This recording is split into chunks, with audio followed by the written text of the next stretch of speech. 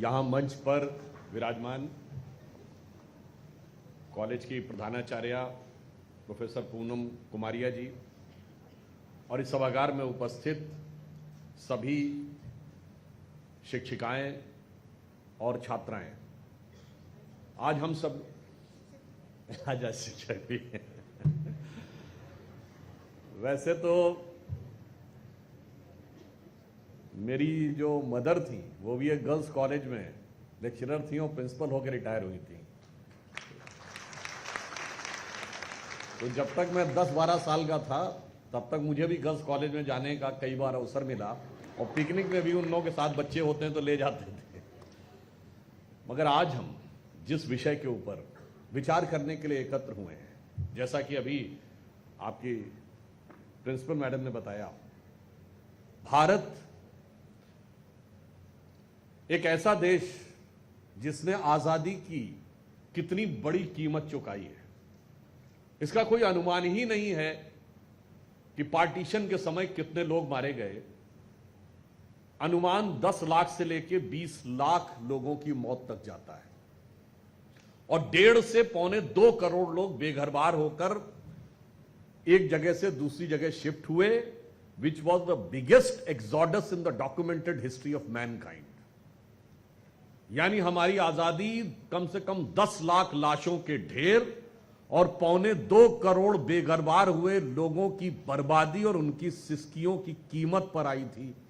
अगर किसी ने कहा है कि बगैर एक भी खून की बूंद बहाए आजादी मिली थी, तो उसे खून की वो धारा देखनी चाहिए जो पार्टीशन के दंगों के समय बही थी। यथार्थ इतिहास का यह है। अगला प्रश्न उठता है कि इसे याद करने की क्यों जरूरत है। जैसा कि अभी आपकी प्रधानाचार्य महोदया ने बताया, याद करने की इसलिए आवश्यकता है कि दोबारा यह गलती रिपीट ना हो। और तीसरा प्रश्न उठता है कि अगर यह याद किया जा रहा है तो किसी को तकलीफ क्यों होनी चाहिए। अगर हिटलर ने कंसंट्रेशन कैंप्स बनाए थे उसी समय में 1945 के आसपास ज्यूज का होलोकॉस्ट किया था और उस ज्यूज के होलोकॉस्ट को याद किया जाता है, मूवीज बनती हैं। शिंडलर्स लिस्ट मूवी बनी थी, हम लोग बच्चे थे तब देखा था। तो कोई जर्मन नहीं कहता मेरी भावनाएं आहत हो रही हैं। तो आज भी किसी की भावनाएं आहत नहीं होनी चाहिए, और अगर किसी की भावना आहत होती है तो इसका अर्थ यह हो गया कि वो अपने को उस विचार से आज भी अलग नहीं कर पाया है जिस विचार ने भारत का विभाजन कराया था।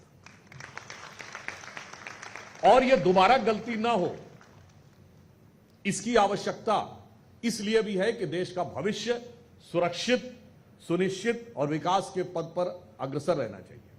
और वैसे आपको पता है, आपका कॉलेज देश के सबसे पुराने कॉलेजेस में से एक है। 1925 में एस्टैब्लिश हुआ। कभी आपने इमेजिन किया 1924 में एस्टैब्लिश हुआ।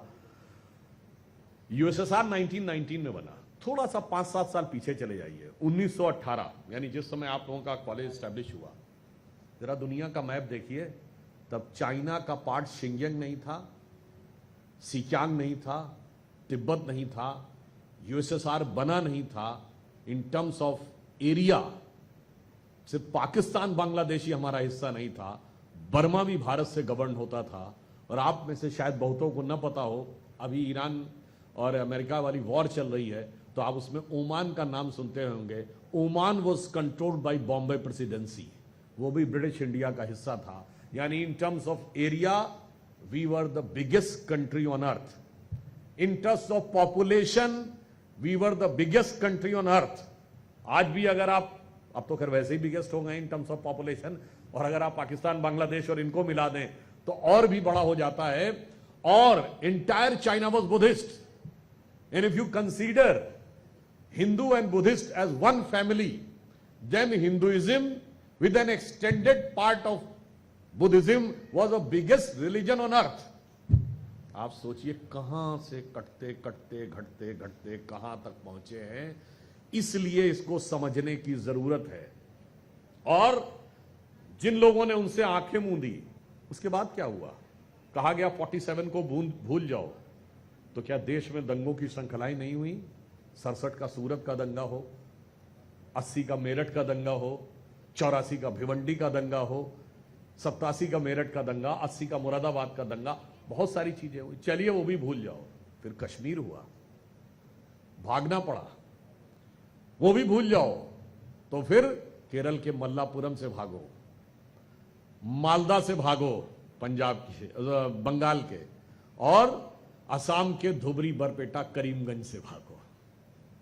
उसके बाद भी बच जाए तो जो जो यहां बैठा है दिल पे हाथ रख के कहे, अपने माता पिता से पूछे, जो जिस शहर में रहता उस शहर के पुराने इलाके से भागा और नई कॉलोनीज में आके बसा। आप गंभीरता से देखिए, उस विचारधारा को आज समझाने की जरूरत है कि ये जिस कारण से यह डिवीजन हुआ था, उस डिवीजन को समझने की आवश्यकता है। और जो ये झूठ फैलाया जाता है कि अमुक के कारण हुआ, इसके कारण हुआ, मैं खुद कोट करना चाहता हूं मौलाना आजाद, जो सबसे लंबे समय तक कांग्रेस के प्रेसिडेंट रहे, फ्रॉम 1942 टू 1946।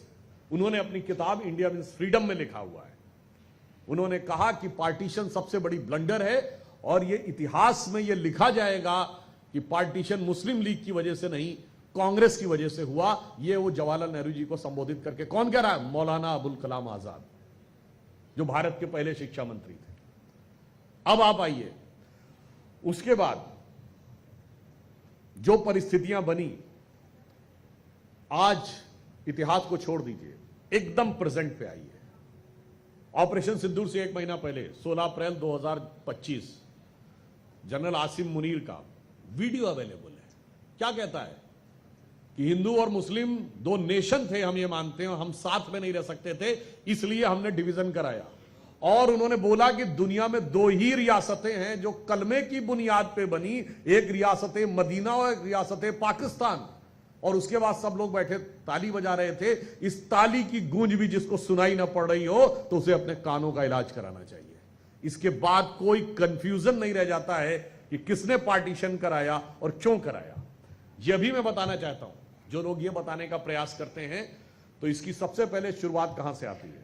अल्ताफ हुसैन हाली ने एक कविता लिखी थी और उन्होंने कहा था कि हम हिंदुस्तान के ऊपर हुकूमत करते थे। दिसंबर 1887 मेरठ और मार्च 1888 लखनऊ, सैयद अहमद खान ने कि दो स्पीचेस हैं, दोनों जाके अवेलेबल हैं, कोई जाके नेट पे जाकर पढ़ सकता है। यहां से पार्टीशन की नींव पड़ती है। वो ये कहते हैं कि हमारे हिसाब से हिंदू और मुस्लिम दो अलग अलग कौम हैं, दो अलग अलग रेसेस हैं, और जब अंग्रेज छोड़ेंगे तो हम उनकी रियाया नहीं बन सकते। हमें अपनी कलम यानी तलवार का यूज करने की इजाजत होनी चाहिए, और एक बार हम ये दिखा देंगे कि तलवार के दम पर ही हमारी असली आइडेंटिटी कायम रहेगी। दिसंबर 1887 लखनऊ और मार्च 1888 मेरठ, ये दोनों दिए गए स्टेटमेंट मौजूद है। अब आइए उसके बाद आगे बढ़े। सरेंडर्स कैसे शुरू होते हैं? अभी वक्फ बोर्ड का एक्ट आया था। वक्फ बोर्ड को सेपरेट करने के लिए 1913 में जिन्ना की मांग के आगे कांग्रेस सरेंडर करती है। और जो 1913 का वक्फ बोर्ड एक्ट है, कभी ये पार्लियामेंट की प्रोसीडिंग में नहीं लिखा होता, उसमें लिखा है कि this is been brought on the demand of Mohammad Ali Jinnah of Muslim League. अब आइए उसके बाद आप धीरे धीरे सरेंडर करते हैं तो क्या होता है? 1916 लखनऊ कांग्रेस अधिवेशन। कांग्रेस मुस्लिम लीग यह कहती है कि हमारी सेपरेट इलेक्ट्रेट होना चाहिए, यानी हमारे अलग चुनाव क्षेत्र। तो चुनाव क्षेत्र वैसे नहीं जैसे आज रिजर्व कॉन्स्टिट्यूएंसी होती है। उनका कहना है कि खड़े होने वाला भी मुस्लिम होगा और वोट देने वाला भी मुस्लिम होगा, यानी उस क्षेत्र के हिंदुओं को वोट देने का अधिकार नहीं होगा। और जानते हैं उस समय ब्रिटिश गजेटियर में क्या लिखा गया 1916 में? इंडिया में कॉन्स्टिट्यूएंसीज क्या, जैसे आज आप लिखते हैं ना general constituency and the reserve constituency, उस समय क्या लिखा जाता था? Mohammedan constituencies and the non Mohammedan constituency, as if the country is of Mohammedan. और 1916 में लखनऊ कांग्रेस अधिवेशन में मुस्लिम लीग के आगे सरेंडर कर दिया और देश में सेपरेट इलेक्ट्रेट्स बन गए। वही इलाके भविष्य में 30 साल के बाद जाके पाकिस्तान बने। अगले स्टेप पे आइए, सरेंडर करने की स्थिति। फिर जिन्ना की हिम्मत और बढ़ी, उसने कहा जी अब ऐसा है कि मैं महात्मा गांधी को महात्मा नहीं बोलूंगा, because Mahatma is a Hindu उपाधि। इसीलिए आपने जितनी मूवीज देखी होंगी उसमें जिन्ना के मुंह से हमेशा सुना होगा मिस्टर गांधी, ये never use the word Mahatma Gandhi और बापू।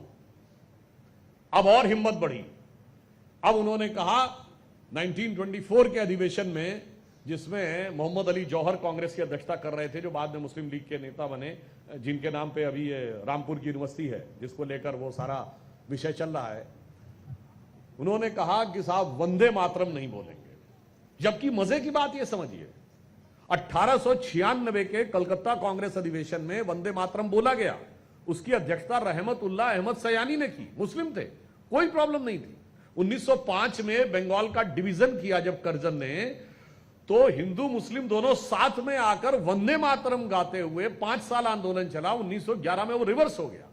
मगर जब हार्डलाइनर फैक्शन को महत्व देना शुरू किया गया, 1913 में वक्फ बोर्ड पे सरेंडर जिन्ना के आगे, फिर उसके बाद हम महात्मा नहीं बोलेंगे, हम वंदे मातरम नहीं बोलेंगे, और उसके बाद 1937 में उन्होंने कहा या तो वंदे मातरम बदलो वरना हम नहीं बोलेंगे, एंड कांग्रेस सरेंडर्ड, वंदे मातरम को काट दिया गया। मगर आज प्रधानमंत्री मोदी जी ने वो स्थिति बनाई है कि भारत की स्वतंत्रता का वह उद्घोष, और आप में से शायद बहुतों को नहीं पता होगा, 15 अगस्त 1947, 14 और 15 अगस्त की रात दिल्ली में जब कॉन्स्टिट्यूएंट असेंबली की पहली बैठक हुई, यानी पहली संविधान सभा, जिसमें वो नेहरू जी का फेमस भाषण है ट्रिस्ट विद डेस्टिनी, वो कैसे शुरू हुई? तब तक राष्ट्रगान के रूप में जनगण मन अंगीकार नहीं हुआ था। तो संविधान सभा की पहली बैठक वंदे मातरम गाकर शुरू हुई थी, और वंदे मातरम गाया था शायद सुचेता कृपलानी जी ने, जो शायद आपकी ही कॉलेज की एलुमनी है। यानी जिस स्वर को गाकर भारत ने स्वतंत्रता संग्राम लड़ा, जिस स्वर को गाकर अस्तित्व में आया, उसे काट दिया गया। अब आइए साहब, उसके बाद 1942 में वेवल प्लान आता है। पहले कांग्रेस अपोज करती है कि मुस्लिमों के विषय पे अलग मुस्लिम लीग से बात नहीं होगी, जो बात होगी साथ होगी। लास्ट में सरेंडर कर देती है। और उसके बाद स्थिति यह आती है कि 1946 में जिन्ना सीधे धमकी देते हैं कि या तो सेपरेट कंट्री की बात मान लो, नहीं तो डायरेक्ट एक्शन होगा। और डायरेक्ट एक्शन की बात होती है। उसके बाद कांग्रेस ही सरेंडर कर देती है, और जून 1947 में कांग्रेस के में प्रस्ताव पारित होता है कि हम पार्टीशन को स्वीकार करते हैं। अरे फैक्ट तो ये होना चाहिए कि आपको स्वीकार नहीं करना चाहिए था। आज भी most of the Muslim countries have not recognised Israel, मगर हमने फैक्ट से रिकॉग्नाइज किया। क्यों स्वीकार किया? जबकि उसमें राजर्षि पुरुषोत्तम दास टंडन ने इतना शानदार भाषण दिया था अधिवेशन में कि सारे लोग अगेंस्ट में खड़े हो गए। फिर ये सुनने में आता है कि माउंटबेटन का मैसेज जाता है गांधी जी के पास कि भाई ये क्या हो रहा है, कांग्रेस का 3 दिन का अधिवेशन है, ये तो इसलिए हुआ था कि पार्टीशन को एक्सेप्ट करना है आपको, इसमें क्या भाषण हो रहा है। और फिर उसके बाद पार्टीशन एक्सेप्ट होता है। और फिर यह भी याद करना चाहिए, उसके बाद जो एक्सेप्ट हुआ, अभी बंगाल में परिवर्तन आया है। 16 अगस्त 1946 डायरेक्ट एक्शन डे होता है, और उसमें जो कुछ भी होता है वो मनुष्य जाति के ज्ञात इतिहास के सबसे भयावह दौरों में से एक है। शाहिद हुसैन सोहरावर्दी, जो बंगाल का सीएम है, उसके संरक्षण में दंगे होते हैं, पुलिस को अंदर बैठा दिया जाता है। शायद आप में से किसी ने बंगाल फाइल्स मूवी देखी होगी, नहीं देखी, उसमें थोड़ा बहुत उसका दृश्य समझ में आता है। और उसके बाद स्थिति क्या, स्वतंत्र भारत में उनके चाचा हुसैन सोहरावर्दी, हसन सोहरावर्दी के नाम पर सड़क हिंदुस्तान में, और वो भी मुस्लिम लीग के नेता थे। और जब उसे चेंज करके बंगाल में सत्ता परिवर्तन हुआ गोपाल पाठा के नाम पे, वो गोपाल मुखर्जी जिन्होंने की सबसे ज्यादा संघर्ष किया उस समय बचाने के लिए दंगों के विरुद्ध, तो आपत्ति की जा रही है। और कुछ ऐसे मूर्ख लोग हैं जो ये कहते हैं इनको हसन सोहरावर्दी और हुसैन सोहरावर्दी का मतलब नहीं पता। रहे भाई, दोनों चचा भतीजे थे, दोनों ही मुस्लिम लीग के नेता थे। तुम्हें अगर अंतर उसमें समझ में आ रहा है तो अपनी बुद्धि के ऊपर थोड़ा उसमें समझ पैदा करने का प्रयास करिए। और उसके बाद 1947, एक और आपको बात बताना चाहता हूं, 1946 का इलेक्शन हुआ। उस समय ये स्पष्ट बात थी, जो स्टेट असेंबलीज के इलेक्शन हुए। एक तो अभी आपको बात बता दें, ये भी एक बहुत विचित्र बात कही जाती, स्वतंत्रता का संघर्ष हुआ। आखिरी स्वतंत्रता आंदोलन 1942 है? और वो 1 महीने में समाप्त हो गया था कि वो सब नेता गिरफ्तार कर लिए गए थे। 43, 44, 45, 46, 47 कोई आंदोलन है? कोई आंदोलन नहीं। मगर आजादी उस आंदोलन ने दिला दी जिसका इफेक्ट इंडक्शन के द्वारा 5 साल बाद हुआ। ये अद्भुत तर्क है। 42 से पहले आइए, सविनय अवज्ञा आंदोलन 1931, उसके बाद से लेके 1947 तक कोई आंदोलन नहीं, विद एन एक्सेप्शन ऑफ 42। 16 साल कोई आंदोलन नहीं। और उसी के साथ साथ 1935 गवर्नमेंट ऑफ इंडिया एक्ट आता है, जिसके तहत 1937 प्रोविंशियल असेंबलीज के इलेक्शन होते हैं और जिसमें बाकायदा स्टेट्स में इलेक्टेड सरकार इंडियंस की होगी, यह माना जाता है, और सेंटर में उनकी रहेगी। तो कांग्रेस की सरकारें सेंटर में बनती, स्टेट में बनती हैं 42 में। अब 46 का जब इलेक्शन आता है, वो अपने आप में बहुत भीषण स्थिति थी कि यह कहा जाता है कि अब इस आधार पर चुनाव होगा कि पाकिस्तान बनना चाहिए या नहीं। और आपको पता है 46 की कॉन्स्टिट्यूएंट असेंबली में मोहम्मद अली जिन्ना कहां से चुन के गया था? लाहौर से नहीं, रावलपिंडी से नहीं, कराची से नहीं, पेशावर से नहीं, ढाका से नहीं, चिटगांव से नहीं, बंबई से चुन के गया। बंबई की बायकुला सीट से कितना वोट मिला? 95%। 95% वोट मिला। अब आइए साहब, मद्रास प्रेसिडेंसी की 30 मुस्लिम रिजर्व सीट्स थी, 30 में 30 मुस्लिम लीग को, with almost 90 to 95% of vote. Bombay presidency जो आज का महाराष्ट्र और गुजरात, 30 में 30। असम 28 में 28।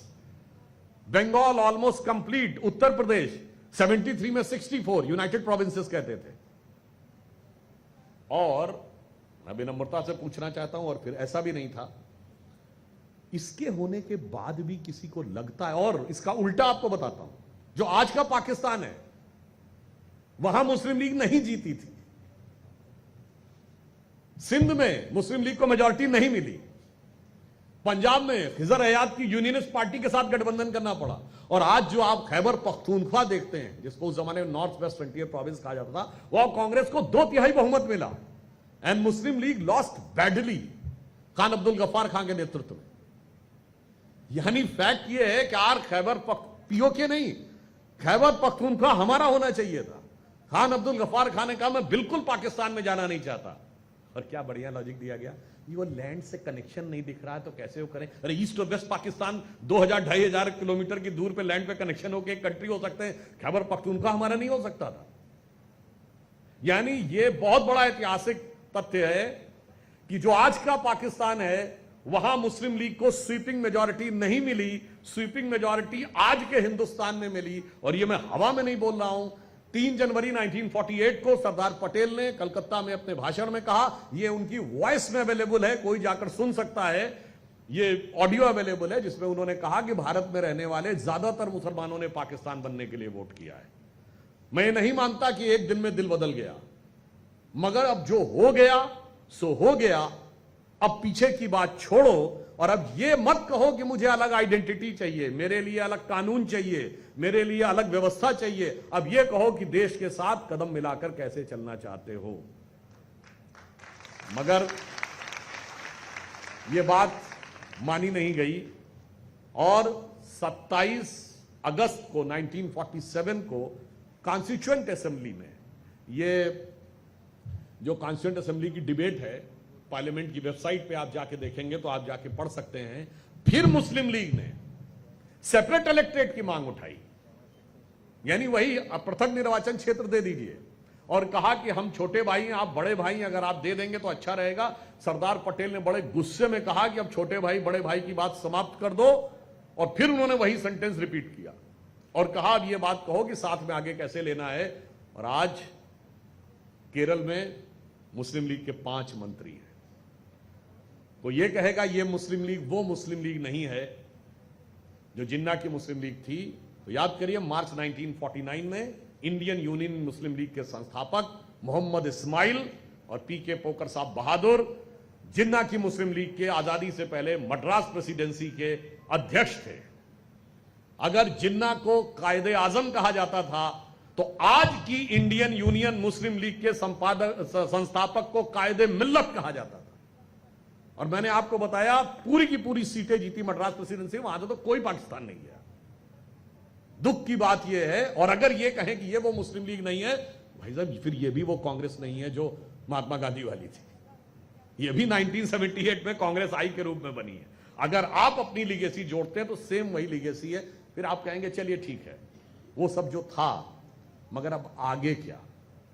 मगर ये चीजें इसलिए याद करने की जरूरत है कि वो गलतियां बार बार दोहराई नहीं जानी चाहिए थी। मगर क्या हुआ, 1950 का दशक आया, देश का मुसलमान राष्ट्र की मुख्य धारा में मिलने को तैयार था। किसी मुस्लिम ने डिमांड नहीं की कि मेरे लिए अलग एजुकेशन इंस्टीट्यूशन चाहिए। नेहरू जी ने कहा लो मदरसा हम दे देते हैं। अरे डिमांड ही नहीं थी, आपने सप्लाई कर दिया।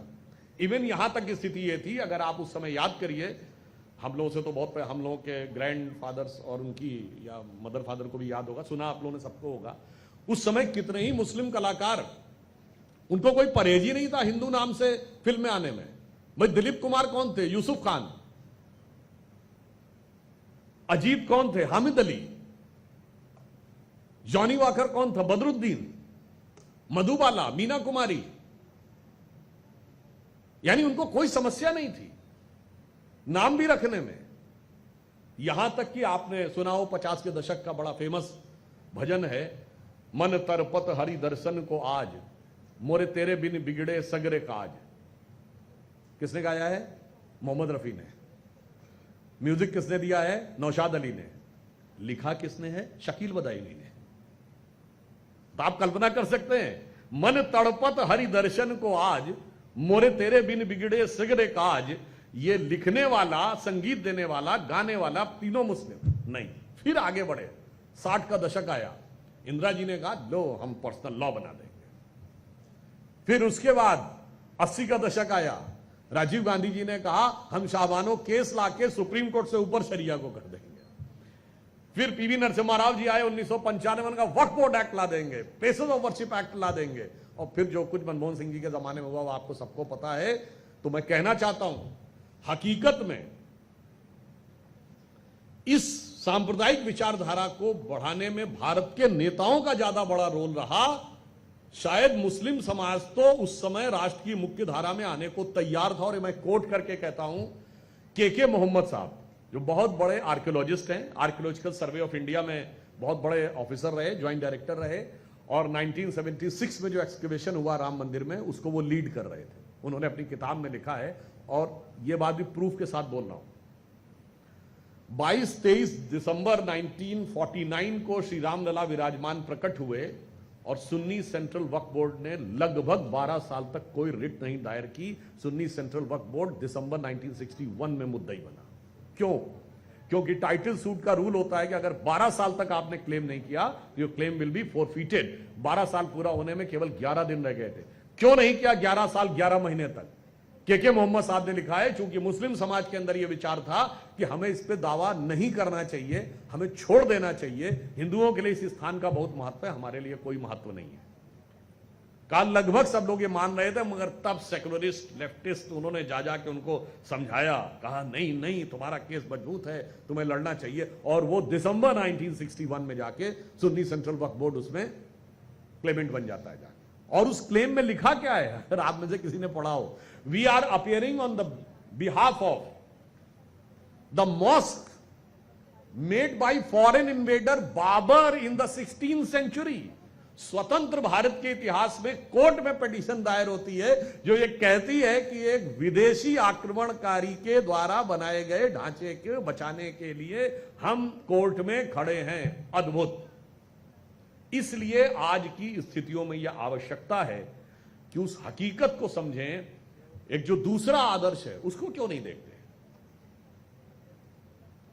ये आज स्थिति क्या आई कि जब हम लोग भी बच्चे थे, या और उससे पहले की बात देख लें 60 और 70 के दशक में, तो मुस्लिम समाज की पहचान क्या होती थी? बड़े बड़े शायर, बड़े बड़े गीतकार, कलाकार, मजरू सुल्तानपुरी, हसरत जयपुरी, साहिर लुधियानवी, जोश मलियावादी, कैफी आजमी, जिगर मुरादाबादी, अकबर इलाहाबादी, और आज कहां जाके पहुंचा दिया कि उन सबको छोड़ दिया समाज ने। आज राजनीति ने कहा कि उसकी पहचान क्या है, कहते हैं उसकी पहचान है अफजल गुरु, याकूब मेनन, जाकिर नायक, इशरत जहां। किसने बनाया यह पहचान? मैं विनम्रता से पूछना चाहता हूं, इस देश की आजादी के बाद भारत का पहला गैलेंट्री अवार्ड विनर कौन था? आर्मी का ब्रिगेडियर मोहम्मद उस्मान, नौशेरा की लड़ाई में 1948 फरवरी में वो बलिदान हो गए। उनका घर यूपी के आजमगढ़ में है। कोई नहीं जाता उनके यहां, कोई नहीं जाता। उसी आजमगढ़ में आतंकवाद के आरोपियों के आ जाते। और आप में से बहुतों को नहीं पता होगा, एक झांगड़ का इलाका था जो पाकिस्तान की फौज ने अक्टूबर 47 में कब्जा कर लिया था। ब्रिगेडियर मोहम्मद उस्मान ने, जिस ब्रिगेड को लीड कर रहे थे, यह कसम खाई कि जब तक मैं इसको दोबारा रीगेन नहीं कर लूंगा, मैं चारपाई पे नहीं सोऊंगा महाराणा प्रताप की तरह। और जब फरवरी 48 में इंडियन आर्मी ने उसको रिकैप्चर किया, तो उनकी ब्रिगेड के सोल्जर्स ने सबसे पहले जानते क्या किया? पास के गांव से एक चारपाई लेके आए और कहा साहब एक बार आप इस पे लेट लीजिए ताकि आपकी वो कसम पूरी हो जाए। मगर उनके घर पे कोई नहीं जाता। 2015 में वीर अब्दुल हमीद की शहादत की 50वीं वर्षगांठ हुई। प्रधानमंत्री मोदी जी ने अपने आवास पर उनके पूरे परिवार और उनकी पत्नी को भी बुलाकर सम्मानित किया। गाजीपुर के रहने वाले थे, कोई जाता ही नहीं। आपने पद्मावत मूवी देखी होगी, वैसे आप में से जो लोग साहित्य के स्टूडेंट होंगे उनको पता होगा। पद्मावत एक महाकाव्य है। किसने लिखा? मलिक मोहम्मद जायसी। मलिक मोहम्मद जायसी ने अपने पद्मावत महाकाव्य में राणा रतन सिंह को अच्छा और अलाउद्दीन खिलजी को क्रूर बताया है। मलिक मोहम्मद जायसी, रायबरेली में उनकी कब्र है, कोई जाता ही नहीं। अब आइए दिल्ली से थोड़ा नजदीक, कृष्ण भक्ति साहित्य के अत्यंत उत्कृष्ट विद्वान रसखान, पूरा नाम क्या? शेख मोहम्मद इब्राहिम रसखान, जो भगवान कृष्ण की भक्ति में क्या कह रहे हैं? शेष गणेश दिनेश महेश सुरेशहु जाहि निरंतर धावें, जाहि अनादि अनंत अखंड अछेद अभेद सुवेद बतावें, और ताही अहीर की छोहरियां छछिया वर छाछ पे नाच नचावें। यानी जिसको वेद अनंत अखंड अछेद अभेद बता रहे, उनके यहां कोई जाता ही नहीं। यानी आज इसलिए समझने की जरूरत है कि उस कट्टरपंथी विचारधारा को पोषित नहीं करना है, हमें भारत की उस भारतीयता की विचारधारा को पोषित करना है और सबको साथ में लेके चलना है। मगर वो कट्टरपंथ की जो विचारधारा से भारत के लिए चुनौती नहीं है, वो कट्टरपंथ की विचारधारा जो लोग कहते हैं साहब भारत में वो इस कारण से हो रहा, पॉलिटिकल मंच नहीं है तो मैं नाम नहीं लेना चाहता, इनकी वजह से हो रहा है। तो मैं पूछता हूं भाई साहब, ये बर्मा में किसकी वजह से हो रहा है? ये चाइना के सिकियांग प्रोविंस में किसकी वजह से हो रहा है? ये रशिया के चेचेनिया में किसकी वजह से हो रहा है? ये इथोपिया में किसकी वजह से हो रहा है? ये श्रीलंका में ईस्टर संडे पे बम किसकी वजह से फूट रहे हैं? ये सिडनी में किसकी वजह से हो रहा है? ये Belgium, Netherlands, Luxembourg, Spain, Madrid, London, ये 9/11 किसकी वजह से हो रहा है? प्रॉब्लम उस विचारधारा में है। और इसलिए आज का दिन हमें याद दिलाता है कि उस विचारधारा को हमें नियंत्रित करने की जरूरत है और सकारात्मक विचारधारा को आगे बढ़ाने की जरूरत है। मगर आप इसके साथ यह भी समझिए, हमने कितना खोया। जो मैं बात कह रहा था, इसको आप इस ढंग से समझिए, पाकिस्तान और बांग्लादेश तो छोड़िए, आप में से शायद बहुतों को ना पता हो, अफगानिस्तान में काबुल में आज से सिर्फ 100 साल पहले 1/3 पॉपुलेशन हिंदू और सिखों की थी।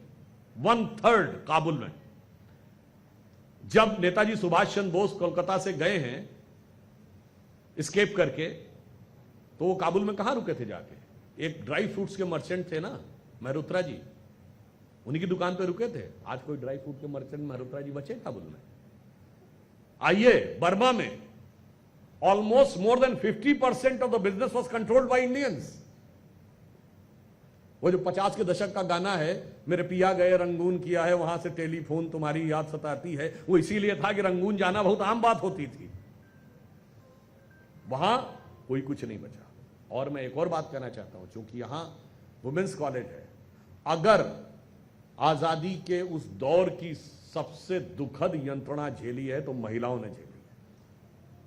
और अगर आपको ध्यान ना हो तो याद करिए लाहौर की, अभी उल्लेख कर रही थी आपके प्रधानाचार्य महोदया, लाहौर की बड़ी फेमस घटना है कि वहां एक नहीं सैकड़ों औरतों ने कुएं में कूदकर जान दे दी थी, क्योंकि उनको इस बात का डर था कि अगर वो जीवित पकड़ ली गई तो उनके साथ पता नहीं क्या होगा। फैसलाबाद जिले में और कई जगहों पे लोगों ने अपने मेमोयर्स में लिखा है कि गांव को जब चारों तरफ से घेर लिया गया तो परिवार वालों ने अपने हाथों से अपनी यंग बच्चियों को मारा है, क्योंकि उन्हें अब यह था कि ये जिंदा पकड़ ली गई तो इनके साथ क्या होगा यह कल्पना नहीं की जा सकती। इसलिए और जो कुछ भी कटी हुई लाश है वो सब, मैं वो विभत्स वर्णन में नहीं जाना चाहता, मगर अगर सर्वाधिक यंत्रणा किसी ने सही है तो भारत में सही, भारत में महिलाओं ने सही है। मगर एक और बात समझिए, ये वो देश है जिसने कभी मैसेकर प्राचीन काल में देखा ही नहीं था। ये वो देश है जहां युद्ध में कभी महिलाओं के साथ कोई बर्बरता नहीं होती थी। ये वो देश है जहां जीतने के बाद किसी राजा का सर नहीं काटा जाता था। उस देश के साथ ये हुआ, और ये बात भी मैं सब प्रमाण बोल रहा हूं। एक अमेरिका के हवाई यूनिवर्सिटी के प्रोफेसर हैं RG रमल, RUMMEL। उन्होंने पिछले 2500 सालों में जो मैसेकर्स हुए हैं, यानी जो वॉर में या गवर्नमेंट के द्वारा मारे गए लोगों की एक पूरी संख्या कैलकुलेट की है, और दुनिया भर की डॉक्यूमेंटेड हिस्ट्री से उसमें लगभग 1 अरब 40 करोड़ लोग इन 250 वर्षों में राज्यों यानी सरकारों के द्वारा या राजाओं के द्वारा मारे गए या मरवाए गए। उन्होंने कहा मगर भारत एक ऐसा देश था जहां 13वीं शताब्दी से पहले कोई मैसेकर का उल्लेख नहीं मिलता है। सिर्फ 2 छोटे उदाहरण, एक कलिंग का युद्ध जिसमें कुछ हजार लोग मारे गए, और एक दक्षिण भारत में था। कहा उसमें भी सिर्फ कुछ थाउजेंड्स थे। With an exception of this, before 13th century there is no reference of any massacre. वो देश जिसने दुनिया में जाकर किसी पे कब्जा करने की कोशिश नहीं की, वो देश जो दुनिया में किसी को प्रताड़ित नहीं करता, वो देश जिसने दुनिया में सिर्फ सकारात्मक शांति का संदेश दिया, वो देश जिसने दुनिया को सबसे उन्नत किस्म का ज्ञान दिया, और ये वो देश जिसने कभी किसी दूसरे के धर्म स्थल को नहीं तोड़ा, उसने कभी किसी दूसरे धर्म वाले के साथ कोई भेदभाव नहीं किया। उस देश के साथ ये हुआ, ये अपने आप में ज्यादा बड़ी चौंकाने वाली बात है। इसलिए यह भी याद रखने की जरूरत है, जो अभी पूनम जी ने अटल जी की कविता सुनाई थी, तो उसमें एक आगे की लाइन ये भी थी कि जिनकी लाशों पर पग पग धरकर आजादी भारत में आई, वो अब तक हैं खाना बदोश गम की काली आंधी छाई। हिंदू के नाते उनका दुख कहने में तुम्हें लाज है आती, तो सीमा के उस पार चलो सभ्यता जहां कुचली जाती। इसलिए उन्होंने कहा, इसलिए स्वतंत्रता को सार्थक करने कमर कसें, बलिदान करें, जो पाया उसमें खो न जाए, जो खोया उसका ध्यान करें। अच्छा, अब आप कहेंगे साहब ये सब कुछ हो गया, इसका फ्यूचर से क्या कनेक्शन है? अदर देन कि ऐसा दोबारा नहीं होना चाहिए। अब मैं आपको बात बताता हूं। इंडिया, पाकिस्तान और बांग्लादेश एक ही देश था, तो डीएनए भी एक है, इसमें कहीं कोई कंफ्यूजन नहीं है। मगर इसके बावजूद देश के अंदर जो फूट डालने का प्रयास हुआ, यह जो पढ़ाया जाता है कि अंग्रेजों ने फूट डाली, हिंदू मुसलमान की फूट अंग्रेजों ने नहीं डाली। वो तो उसका इतिहास औरंगजेब और बाबर और खिलजी के जमाने से, उन्होंने भारत में जातियों में तोड़ने की कोशिश की, क्षेत्र में तोड़ने की कोशिश की। दोनों का एक एक उदाहरण बताता हूं, क्योंकि आजकल वो भी ऐसा ऐसा फंस रहे हैं कि भागने का रास्ता नहीं मिल रहा है। अब आप कहेंगे साहब आपने तो प्रॉब्लम बता दी, अब इसका सलूशन तो बताइए। तो अगर प्रॉब्लम का संकेत हमारे धर्मशास्त्र बताते हैं खतरा ये है, तो समाधान भी वही बताते हैं। भगवान राम की दिनचर्या के विषय में तुलसी ने रामचरितमानस में क्या लिखा है?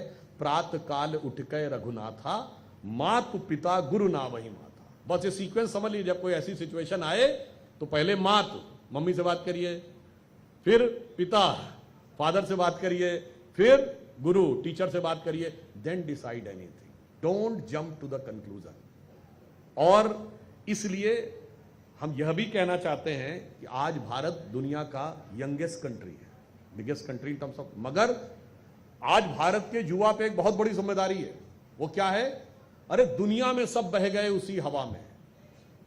We are the youngest country in the world. This is not full truth, this is half truth. The full truth is we are the youngest country and the oldest civilisation. जो कहते हैं ना यूनान मिस्र रोमा सब मिट गए, जहां से कुछ बात है कि हस्ती मिटती नहीं हमारी, सब मिट गए। आज बताइए, किसी को जाके देखिए यूनान में कुछ बचा नहीं, हिस्ट्री की बुक्स में है। ग्रीस में हिस्ट्री की बुक्स में है, रोमन एम्पायर में हिस्ट्री की बुक्स में है, चाइनीज सिविलाइजेशन हिस्ट्री की बुक्स में है, ब्रिटिश एम्पायर हिस्ट्री की बुक्स में है, अमेरिका का इंका माया एस्टेक सिविलाइजेशन हिस्ट्री की बुक्स में। हम इकलौते बचे हुए हैं। तो बाकी आज भी आप देखिए, आप G20 समिट देखते होंगे तो सारे दुनिया के राष्ट्राध्यक्ष सूट कोट टाई में आते हैं, सिर्फ हमारे प्रधानमंत्री जी कुर्ता पजामा में होते हैं। जब आप डावोस समिट देखते हैं तो सारी जो फाइनेंस मिनिस्टर्स हैं वो वेस्टर्न ड्रेस में होती हैं, सिर्फ हमारी निर्मला सीतारमण जी साड़ी में होती हैं। यानी हमारी आइडेंटिटी आज भी बची हुई है। अब यह तय होना है, सिर्फ भारत का इतिहास नहीं, दुनिया का इतिहास इससे तय होने वाला है कि जिसमें पूरी दुनिया के देश बह गए, उसी में हमारा युवा बहेगा, या वो चट्टान की तरह खड़ा होकर इस काल चक्र की धारा को बदल देगा।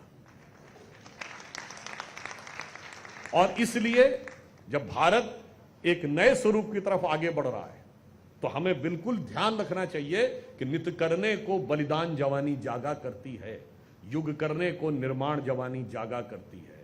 और जब देश के ऊपर विपदाओं के बादल छाते हैं, नित नई चुनौती लेकर के जब दुश्मन आते हैं, तब करके शर संधान जवानी जागा करती है, युग करने को निर्माण जवानी जागा करती है। और इसलिए मैं आपसे कहना चाहता हूं, अपरिमित क्षमता है भारत के युवा में। आज स्थिति ये समझिए, अगर बड़ी बड़ी मल्टीनेशनल कंपनियों को आप लीड कर रहे हैं, बड़ी बड़ी रिसर्चेस को लीड कर रहे हैं, फौज में इतना अच्छा काम कर रहे हैं, कॉमनवेल्थ गेम्स में इतने मेडल्स प्राप्त कर रहे हैं, तो बस हमें यह ध्यान रखना है कि वो जो एक गाना था ना, अभी कुछ दिनों पहले फिल्म आई थी, यही उम्र है कर ले तू गलती से मिस्टेक। तो मैं बताना चाहता हूं, ध्यान रखने की जरूरत है। ये बात भी मैंने पार्लियामेंट में बोली थी, उसको रिपीट कर देता हूं। जवानी के तीन ही काम होते हैं, योग भोग संग्राम, तीनों जवानी काम।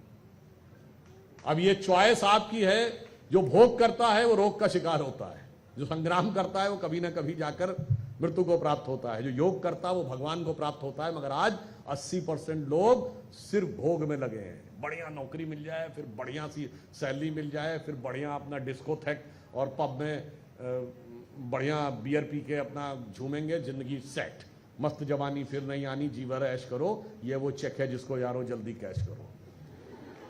और 20% लोग संग्राम की तैयारी करते हैं। जब संग्राम की तैयारी करने वालों से भोग वालों का मुकाबला होता तो कोई टिक नहीं पाता। यूरोप में देख लीजिए। और 1% लोग शायद योग की बात कर रहे हैं। तो हमें तय करना है कि हमें गलती नहीं करनी है। तो याद रखिए, यही उम्र है, न कर तू गलती से मिस्टेक।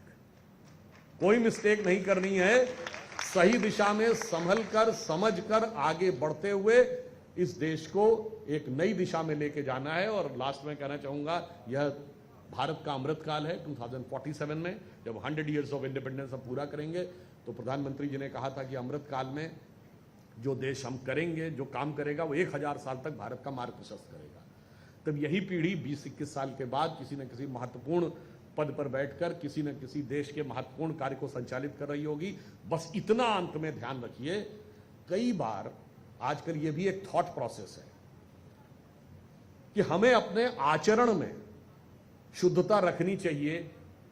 ये कौन सा कॉन्सेप्ट होता है? तो मैं ये भी बताना चाहता हूं, जो चीज जितनी प्यूरिफाइड होती है वो उतनी पावरफुल होती है। अब ये बताइए, ईरान और अमेरिका की लड़ाई में तकलीफ अमेरिका को किससे है?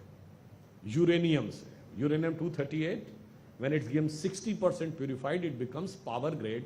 When it becomes more than 90% purified, it becomes weapon grade. यानी न्यूक्लियर एनर्जी तब आप बना पाते हैं जब प्योरली प्योरिफाइड हो। ठीक, क्वांटम कंप्यूटर में क्या है? देखिए, जितनी आप हाई टेक्नोलॉजी में जाएंगे उतना एक्सटर्नल डिस्टर्बेंस कम होना चाहिए। आपका आईफोन है या कोई भी फोन है, आप उसको धूप में रख दें, थोड़ी देर सस्टेन कर पाएगा, 2 घंटा धूप में रख देंगे खराब हो जाएगा। पानी में थोड़ी देर के लिए सस्टेन कर पाएगा, 2 घंटा पानी में डाल देंगे खराब हो जाएगा। जबकि एक नॉर्मल चीज, कोई बाकी आप खिलौना डाल दीजिए नहीं खराब होगा। उसी प्रकार क्वांटम कंप्यूटर में तो कहा जाता है कि अगर आपका हल्का सा प्रेशर वेरिएंस, हल्का सा टेम्परेचर वेरिएंस, हल्का सा वॉइस आ गया तो वो डिस्टर्ब हो जाएगा। अन्यथा उसकी कैपेबिलिटी क्या है कि गूगल ने जो बताया कि विलो चिप ने 5 मिनट में वो किया है कैलकुलेशन, जो नॉर्मल डिजिटल कंप्यूटर को 10⁻24 ईयर्स लगेंगे, यानी more than the age of universe. इसका मतलब जो जो आप अपने अंदर की यात्रा में जाते हैं और अपने आचरण को जितना शुद्ध करते चले जाते हैं, उतनी ही पावर आपके पास आती है। यंग बच्चों को ये बहुत ध्यान रखना चाहिए, और उन्हें खुद ध्यान रखना चाहिए। उन्हें आप इसको ऐसे समझिए, कई बार क्या होता है, फिजिकल स्ट्रेंथ की बात अगर आप करें तो फिजिकल स्ट्रेंथ में मैन और वुमेन में मैन की फिजिकल स्ट्रेंथ ज्यादा है, मगर स्टेनलेस स्टील की रॉड की फिजिकल स्ट्रेंथ और यूरेनियम 238 की फिजिकल स्ट्रेंथ में स्टेनलेस स्टील की रॉड की फिजिकल स्ट्रेंथ ज्यादा है। यानी दोनों का डंडा बना के लड़ाई लड़ेंगे तो हो सकता है स्टेनलेस स्टील की रॉड उसको तोड़ दे, मगर वही यूरेनियम जब प्यूरिफाइड होकर वेपन ग्रेड हो जाता है, वो एक एनर्जी का ब्लास्ट करेगा और हजारों जो स्टेनलेस स्टील की रॉड्स हैं यूं भस्म हो जाएंगे।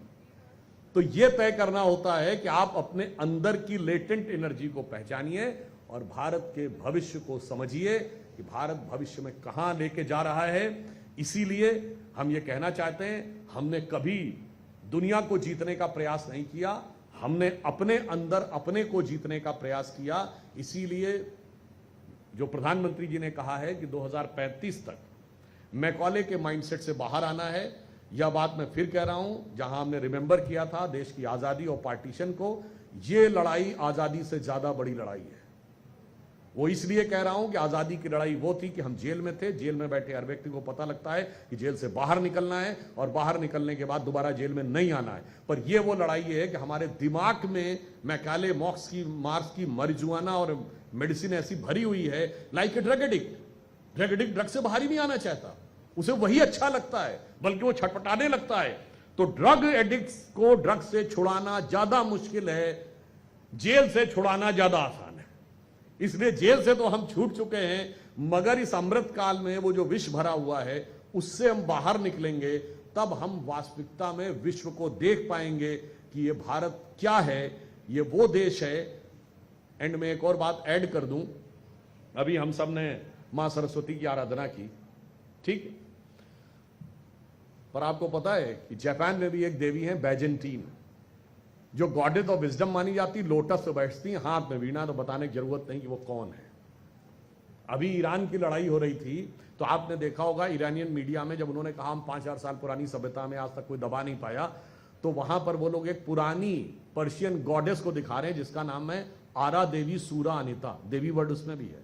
और उसकी खासियत जानते क्या है, उनके सर के पीछे सूर्य बना है और लॉयन पे बैठी हुई हैं और शत्रुओं का नाश कर रही हैं। अब आइए साहब, सुमेरिया में एक देवी है जिनका नाम है इनाना, वो तो और भी है, वो लॉयन पे बैठी है, उनके बहुत सारे हाथ हैं, अभी जाके चेक कर लीजिएगा, और उन हाथों में अलग अलग प्रकार के अस्त्र हैं, वो भी इविल्स को डिस्ट्रॉय कर रही हैं। नहीं, इसका भारत से कोई कनेक्शन थोड़ी है, ये मैकाले मार्क्स की ड्रग्स ऐसी भरी हुई है, मानने को तैयारी नहीं होते हैं कि भारत से कोई कनेक्शन हो सकता है। ना ना ना, सब कुछ बाहर से अंदर आया, अंदर से बाहर नहीं कोई करने लगेगा कि महिषासुर का बलिदान था, भाई वो सुमेरिया में भी हो रहा था। क्या भाई है, अरब वर्ल्ड में prior to advent of Islam 3 देवियां हैं, अल-लत, अल-मन्नत, अल-उज़्ज़ा। एक गॉडेस ऑफ विजडम है, एक गॉडेस ऑफ पावर है, एक गॉडेस ऑफ प्रॉस्पेरिटी है। अब बताने की जरूरत है क्या है। इसलिए मैं कह रहा हूं कि इस देश की जो संस्कृति, और आप में से बहुतों को शायद पता हो, रशिया में 2 रिवर्स हैं, एक का नाम है काम जो वोल्गा की ट्रिब्यूटरी है, और दूसरी का नाम है मोक्ष। नहीं, ये भी सब बाई चांस है, इसमें क्यों माने कि भारत का कोई कनेक्शन है। अब आइए, ल्यूथेनियन लैंग्वेज में धुएं को क्या कहते हैं, धूमस, ये भी बाई चांस है। रशियन लैंग्वेज में 11 को कहते हैं एकादश, ये भी बाई चांस है। सब कुछ बाई चांस है, मगर भारत के अंदर जो श्रेष्ठता है उसे स्थापित स्वीकार नहीं करना है। और ये भी बात ध्यान रखिए, मगर अब दुनिया स्वीकार करने जा रही है। हम इस विभाजन विभीषिका दिवस को किसी के प्रति लड़ाई के लिए नहीं, यथार्थ को समझने के लिए कर रहे हैं। सिर्फ ये उदाहरण एक और देता हूं, आपने देखा होगा प्रभोवो सुबांतो इंडोनेशिया के जो प्रेसिडेंट हैं, वो भारत आए थे और जब पिछले साल 26 जनवरी को राष्ट्रपति भवन में उनका वो हुआ डिनर, तो उनका वीडियो अवेलेबल है। उन्होंने कहा couple of weeks back I got my genome sequencing done and I was told that I am having an Indian DNA. अब आइए, अभी अफगानिस्तान के एग्रीकल्चर मिनिस्टर भारत आए थे, उन्होंने कहा था हमारी डीएनए भी एक है अफगानिस्तान और भारत का, और सोच भी एक है। अब ये सुन के पाकिस्तान तो डिप्रेशन में आ गया कि इनका भी डीएनए एक है, इनका भी डीएनए एक है, मैं कहां बीच में आ गया। इसलिए हम कहना चाहते हैं भारत दुनिया में एक अलग प्रकार का देश है, हम भविष्य के लिए आगे बढ़ रहे हैं। आज युद्ध संघर्ष जो कुछ भी है इसमें भारत ही राह दिखाएगा। जिसे अटल जी ने कहा था कि दुनिया का इतिहास पूछता रोम कहाँ यूनान कहाँ है, घर घर में शुभ अग्नि जगाता वो उन्नत ईरान कहाँ है, और दीप बुझे पश्चिमी जगत के छाया जब बरबर अंधियारा, तभी चीर कर तम की छाती चमका हिंदुस्तान हमारा। अब बस याद रखिए ये 20 साल की हमारी प्लानिंग है, इसको संभाल के गुजारिएगा। जो कहते थे ना हम लाए हैं तूफान से कश्ती निकाल के, इस देश को रखना मेरे बच्चों संभाल के। प्रधानमंत्री जी ने कहा 1000 साल आगे के भारत का मार्ग प्रशस्त करेगा, तो प्लानिंग है 20-22 साल की, विजन है 1000 ईयर्स अहेड, और इंस्पिरेशन है 10,000 ईयर्स बैक। तो एक गौरवशाली अतीत हमें प्रेरणा दे रहा है, स्वर्णिम भविष्य हमारी प्रतीक्षा कर रहा है। बस वर्तमान में सावधानी रखिए, जिसे कहेंगे गौरवशाली था भूतकाल पास्ट, गौरवशाली था भूत, भविष्य भी महान है अगर संभालें आप उसे जो वर्तमान है। धन्यवाद।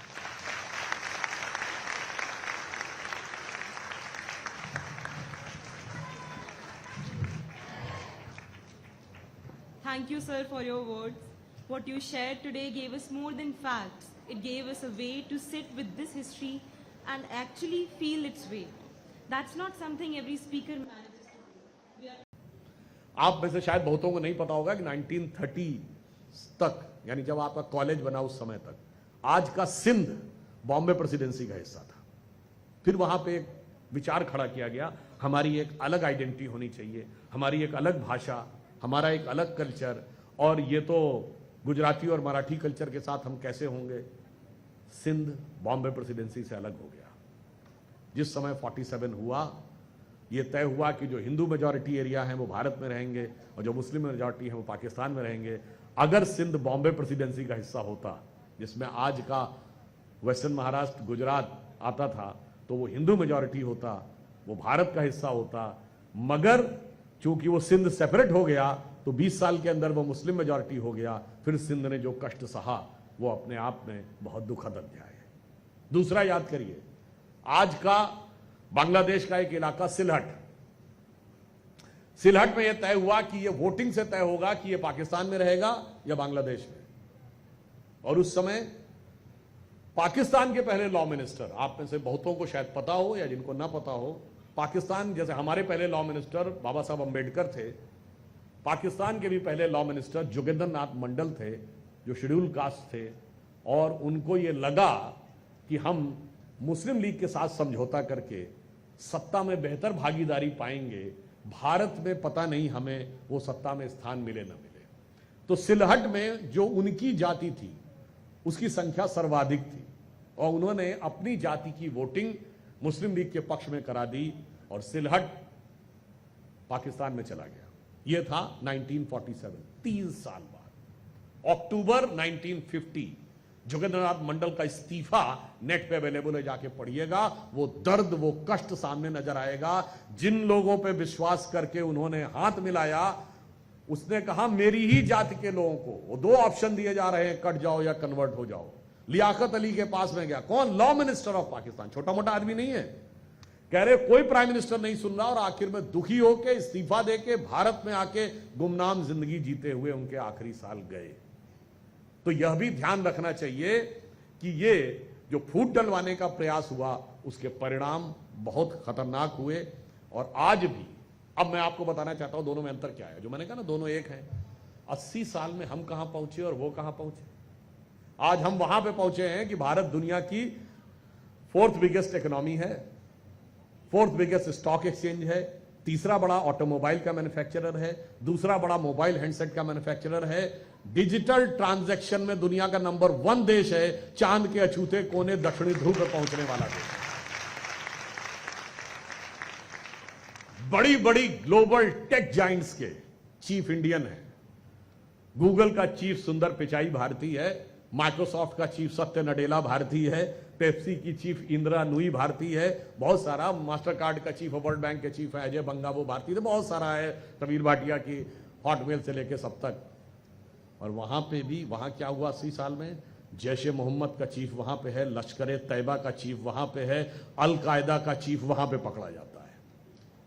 यानी अगर हम अलग अलग राह पे चले तो कहां तक पहुंचे कि आज अमेरिकन मल्टीनेशनल्स भारत में आती हैं टैलेंट हंट करने के लिए, और अमेरिकन फौजें पाकिस्तान में जाती हैं टेररिस्ट हंट करने के लिए।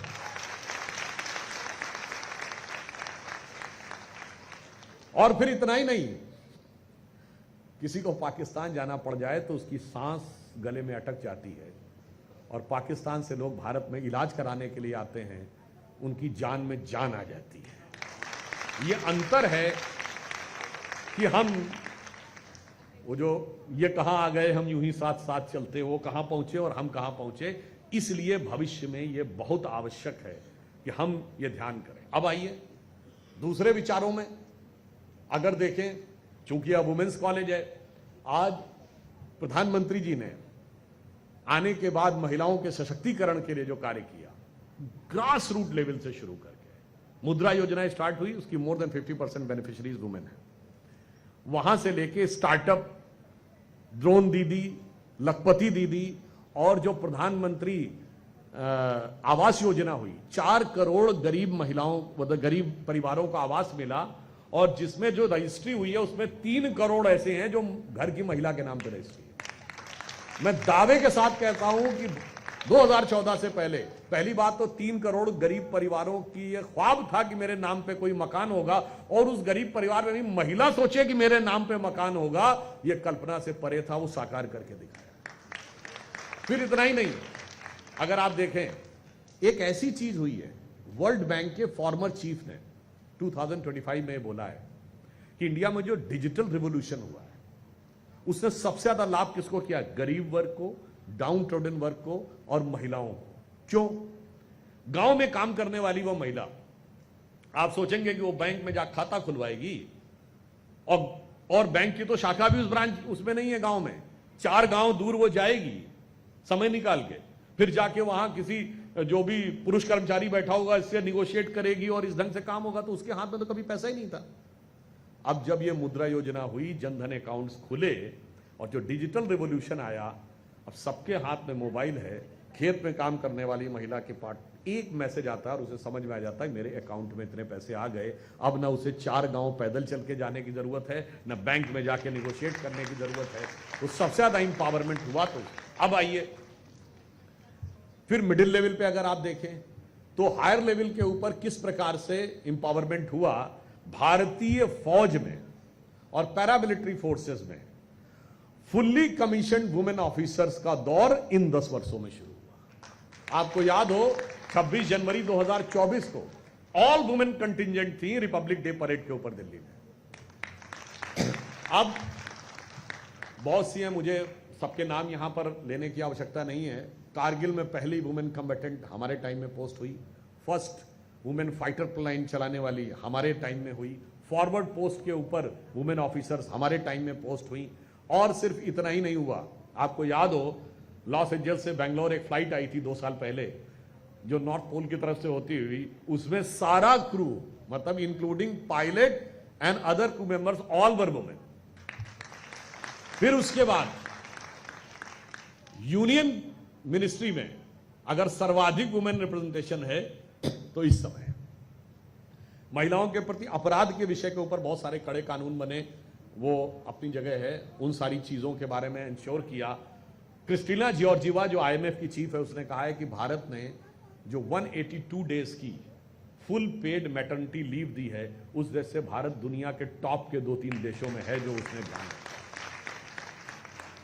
महिलाओं को लोकसभा और विधानसभा में स्थान देने के लिए नारी शक्ति वंदन अधिनियम पारित हुआ, और उसके साथ साथ सबसे बड़ी बात जानते क्या है?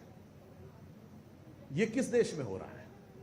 उस देश की पहचान क्या है कि जब हमारे साइंटिस्टों ने चांद के अछूते कोने साउथ पोल पे टच किया तो हर देश को अधिकार होता है कि उस पॉइंट का नाम रखे।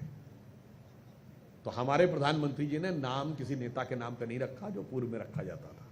उन्होंने इस पॉइंट का नाम क्या रखा? पॉइंट शिव शक्ति। ये पॉइंट शिव शक्ति क्या बताता है कि सिर्फ भारतीय संस्कृति एकमात्र संस्कृति है जहां शिव और शक्ति दोनों की पूजा होती है। हम दुनिया के इकलौते सभ्यता और संस्कृति, हम किसी का अपमान नहीं करना चाहते, किसी के प्रति अनादर नहीं, पर दुनिया में जितने भी देश हैं, सभ्यताएं हैं, सिविलाइजेशन है, रिलीजन है, सबने भगवान के बारे में विचार किया है, पर वहां ईश्वर सिर्फ और सिर्फ पुरुष है। There is no feminine element in the god. हमारे यहां शिव और शक्ति दोनों हैं। और शिव शक्ति के बीच का संबंध क्या है? जिसे कालिदास ने कुमार संभवम के प्रथम श्लोक में लिखा है, वागार्थमि संप्रक्तो वागार्थमि प्रतिपतये जगतः पितरो वंदे पार्वती परमेश्वरो। जैसे शब्द और अर्थ दोनों से मिलकर कविता बनती है, वैसे ही भगवान शंकर के अर्धनारीश्वर स्वरूप में मां पार्वती और भगवान शंकर के साथ मिलकर शब्द और अर्थ जैसे मिलते हैं, वैसे ही इस सृष्टि की रचना होती है। जिसे निराला ने हिंदी में कहा, तुम तुंग हिमालय श्रृंग और मैं चंचल गति सुर सरिता, तुम विमल हृदय उच्छ्वास और मैं कांत कामिनी कविता। मगर हमारे यहां लोग कहते हैं कि साहब नहीं, आपके यहां बराबरी नहीं थी। तो मैं बताना चाहता हूं, हमारे यहां बराबरी वाकई नहीं थी। हमारे यहां मातृशक्ति को पहले रखा जाता था, इसलिए क्या बोला जाता है? गौरी शंकर। गौरी पहले, शंकर बाद। सीताराम, राधे श्याम, लक्ष्मी नारायण और माता पिता, ग्रामर में यही बोला जाता है। इसलिए चूंकि प्रधानमंत्री जी उस विचार के प्रतीक थे, इसलिए हमारे यहां उनका मन में बात आई। और मैं कह सकता हूं, आज दुनिया चांद की तरफ देखेगी तो भारतीय संस्कृति की वो जो समानता का भाव है, वो चांद की ऊंचाई से नीचे तक दिखाई पड़ता है। अब मैं एक और बात कहना चाहता हूं, आप लोग यहां पढ़े लिखे इंटेलेक्चुअल महिलाएं बैठी हुई हैं, ये भगवान किसी को इंट्यूशन देते हैं, भगवान की कृपा होती है और उसे कुछ कुछ आभास होता है। तो ये भगवान ज्ञान जो है किसी महिला क्यों नहीं देते हैं? सिर्फ पुरुषों को ही काहे मिलता है? मगर हमारे यहां ऐसा नहीं है। हमारे यहां वेदों में 22 ऋषिकाएं हैं।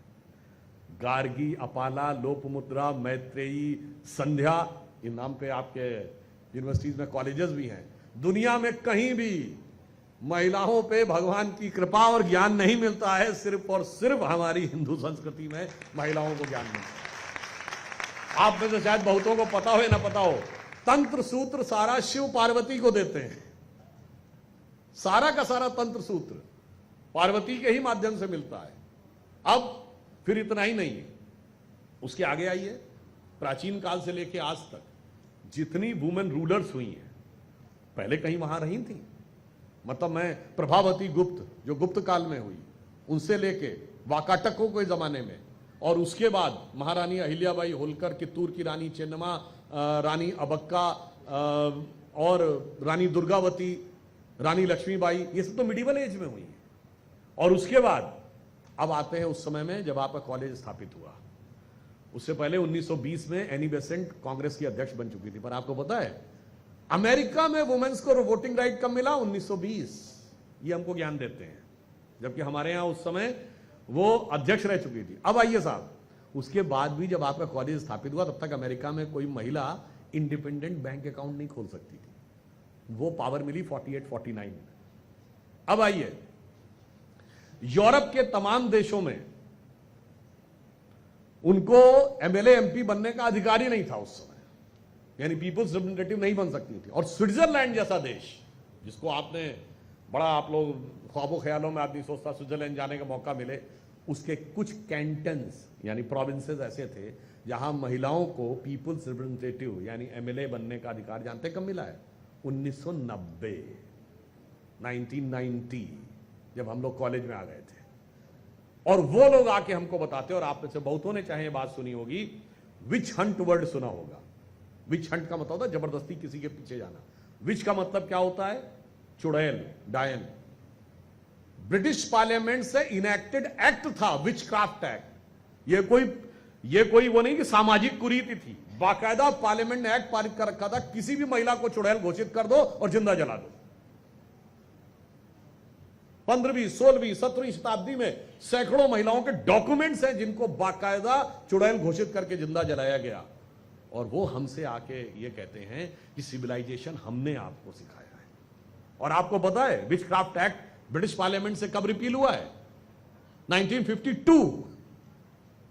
एक व्यक्ति ने एक महिला के खिलाफ अंडर विचक्राफ्ट एक्ट मुकदमा दर्ज कर दिया, तब उनको लगा अरे ये तो लॉ अभी तक है। यानी जब देश आजाद हुआ तब भी ब्रिटिश पार्लियामेंट में विचक्राफ्ट एक्ट था, जबकि हमारे यहां विजय लक्ष्मी पंडित यूएन जनरल असेंबली की चेयरमैन बन चुकी थी। इसलिए हम आपसे कहना चाहते हैं, मगर यह भी समझने की जरूरत है। देखिए कि आज के बच्चों को और बच्चियों को यह समझाया जाता है कि साहब एकदम बराबरी होनी चाहिए, इक्वलिटी। और इक्वलिटी का पैरामीटर क्या है? जरा बिल्कुल दिमाग इस्तेमाल करिएगा प्रैक्टिकली, कि साहब अगर कोई वुमेन मेंस अटायर पहने हो, पैंट शर्ट, तो इंपावरमेंट है। ये भाई इंपावरमेंट का है, ये इक्वलिटी तो नहीं। इक्वलिटी तो आप तब माने जब कोई लड़का भी फ्रॉक पहन के आए और आपको अच्छा लगे, वो भी सलवार कुर्ता पहन के आए आपको अच्छा लगे, तब बराबरी मानी जाएगी। तो ये बराबरी नहीं, ये तो सब्जुगेशन हुआ कि I am considering you as a superior, so I have to copy you. यानी जैसे माइकल जैक्सन ने पिगमेंटेशन करके अपने को व्हाइट करवा लिया, तो ये काले गोरे की बराबरी नहीं है, बल्कि ये तो फीलिंग है कि मुझे काले को गोरा होकर ही बराबरी करनी है। इसलिए यह ध्यान रखने की जरूरत है। ऐसा क्यों है? किसी को हो सकता बुरा लगे, वहां ईश्वर पुरुष ही है तो महिला को पुरुष बन के ही बराबरी करनी है। जब आपने कहा साहब आज महिलाएं बहुत आगे चल रही, पर जब आपने कहा राइफल चला लिया, बॉक्सिंग कर लिया, घुड़सवारी कर ली, सारी अच्छी बात है, but are they feminine characteristics और the masculine characteristics? Why masculine characteristics are the only benchmark? आप ये कहिए कि पुरुष भी सिलाई कढ़ाई अच्छा कर ले तो हम उसको अच्छा मानेंगे, अच्छा खाना बना ले तो अच्छा मानेंगे, अच्छा लिपस्टिक लगा के डांस कर ले तो मैं अच्छा मानूंगा। और ये आपके दिमागों में कैसे भरा जा रहा है, ये भी मैं आपको बताना चाहता हूं। यद्यपि मैंने बात पार्लियामेंट में बोली थी, मगर उसमें टाइम कम था तो नहीं बोल पाए थे। आजकल जेन जी का विषय बहुत चल रहा है। अब आपको ध्यान रखने की जरूरत है, पानी की बोतल आती है ना 200-250 ml, कितने की आती है? 10 या 12 रुपए की। ठीक, एक गिलास पानी 10 या 12 रुपए का बेचती है। और WhatsApp free, Facebook free, Instagram free, Twitter free, सिर्फ इंटरनेट का पैसा देना है। ये फ्री क्यों दे रहे भाई? और ये अरबों डॉलर कमाने वाले किसी को फ्री देते हैं, और जबकि उनके यहां तो ये कहा जाता there can never be a free lunch. If there is a free lunch there has to be poison in it.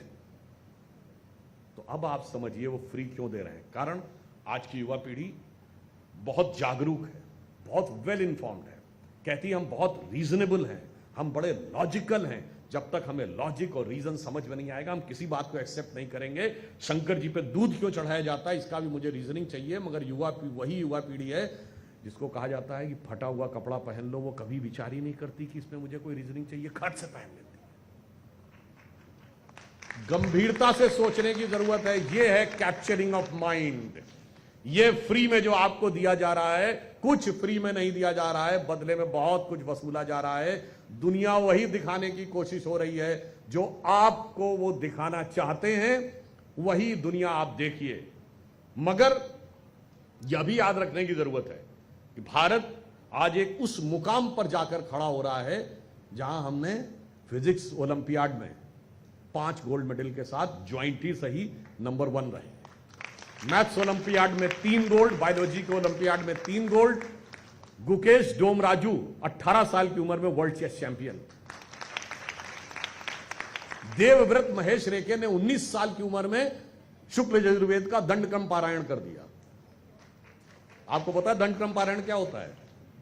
How difficult it is. ऐसा होता है कि पहले आप किसी मंत्र को एक उसमें पढ़ें, फिर रिवर्स में पढ़ें, फिर उसके हर पद को फो टू एंड फ्रो, फिर 2 पदों को टू एंड फ्रो, मतलब ऐसा मुझे 1 2 3 4 5, देन 5 4 3 2 1, देन 1 2 2 1, 1 2 3 3 2 1, 1 2 3 4 4 3 2 1। आप सोचिए इसके लिए कितना इमेंस मेंटल कैपेबिलिटी चाहिए और कितनी प्रखर मेधा चाहिए। और उन्होंने वो 50 दिन में या कितने दिन में किया। और मैंने एक जगह पढ़ा था कि अगर एआई को 8 घंटे पर डे कहा जाए तो वो 54 दिन लगाएगा उसको करने में। आप सोचिए, भारत अभी फर्स्ट प्राइवेट सेक्टर का स्पेस सैटेलाइट लॉन्च हुआ विक्रम 1। तो जिस कंपनी ने उसको वो किया वो स्काई रूट कंपनी है, जिसकी एवरेज एज 28 साल है। उन बच्चों ने उसको वहां तक पहुंचा के दिखा दिया। इसीलिए हम बताना चाहते हैं कि जो आपको दिखाया जा रहा, समझाया जा रहा है। और फिर मैं एक बात पुनः रिपीट कर देना चाहता हूं, जो बच्चों के बीच में रिपीट करना बहुत जरूरी है। ये आपको जो दिमाग बताया, इस ढंग का कपड़ा पहन लो, इस ढंग की सोच ले लो, ये खाना अच्छा है। With due respect to everybody, आज की जो यंगेस्ट जनरेशन है, खाने के मामले में उसने बहुत चुनौती झेली है। उसने पिज्जा बर्गर बहुत खाए हैं और आज साइंस कहती है जंक फूड्स है। सांस लेने को शुद्ध हवा नहीं मिली है, खाने को शुद्ध भोजन नहीं मिला है, पीने को शुद्ध पानी नहीं मिला। बगैर फिल्टर के पानी नहीं पी सकते।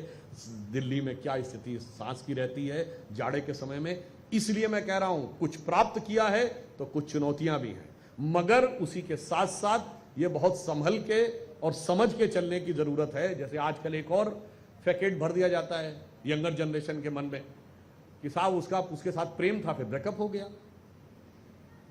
अच्छी तरह समझ लीजिए, जो प्रेम है उसमें ब्रेकअप नहीं होता, जो ब्रेकअप हो जाए वो प्रेम नहीं होता। ये सिर्फ और सिर्फ फिजिकल अट्रैक्शन है, जिसको इस पूरे इकोसिस्टम ने आपके दिमाग में प्रेम का नाम दे दिया है। अट्रैक्शन में रिपल्शन होता है, रिपल्शन के बाद फ्रस्ट्रेशन होता है, फ्रस्ट्रेशन के बाद डिस्ट्रक्शन होता है।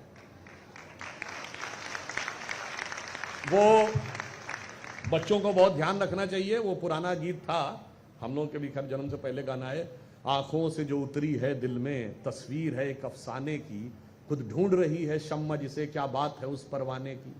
मगर याद रखिए, आंखों से उतर के अफसाना कब सीमेंट के ड्रम में पहुंच जाएगा पता नहीं लगता। You have to be very cautious. जिसे वसीम बरेलवी साहब का एक शेर है कि माना मुझे अपना हाल बयां करना नहीं आता, तुझे भी तो उसे एहसास करना नहीं आता।